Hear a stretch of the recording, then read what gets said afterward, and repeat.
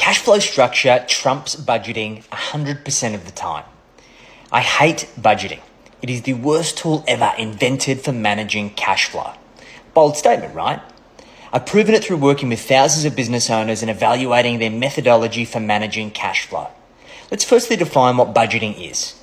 Budgeting is the process of manually evaluating your cash flow, setting an allowance for each income and expense category, and then reviewing it retrospectively after the cash flow activity has occurred to check if you are under or over the allowance. For less than 15% of the population, successfully using budgeting to achieve their financial goals. The fact is that this isn't the tool of budgeting that drives their results. It's the fact that they are highly disciplined, analytical people who have high compliance to rules.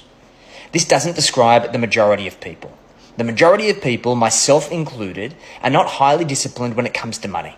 We want to enjoy the fruits of our labour, live great lifestyles, and have the freedom to say yes to the opportunities that present themselves.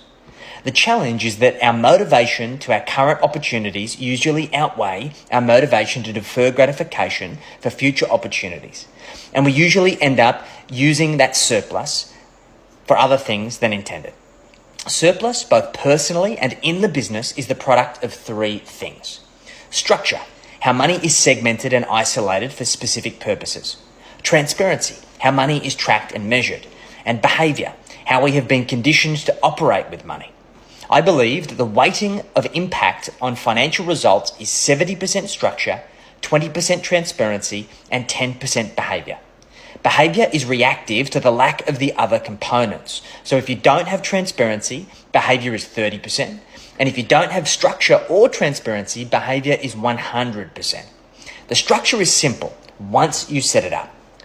For personal finance, we should completely automate our cash flow so we can focus on hitting our income target and growing our business. We achieve this by using the following. We have a hub account to pay for fixed expenses like your mortgage, rent, bills, groceries, anything that's your necessities of life. You've got a spend one and a spend two for your play money and your partner's play money. So eating out, buying shoes, going out for a couple of beers. We've got bills for any lumpy bills that don't fall monthly, that come quarterly, half yearly and yearly, so we can save for them in advance. We've got holidays, so we can make sure that we put money aside every month for our holiday allowances. We've got our war chest for storing unallocated surplus, so we don't have the temptation to spend that unallocated surplus. And then we've got the allocation of surplus into the short-term bucket for defensive investments, so bonds, at-call cash accounts, or offset against your home. Medium-term bucket for income investments, high-yield property and dividend stocks. And long-term bucket for growth investments, so growth stocks, private equity, and growth property. Now, I've personally used this system for over a decade and implemented it for thousands around the world. We've proven that on average, our clients increase their surplus by 15 to 20% by putting this into place.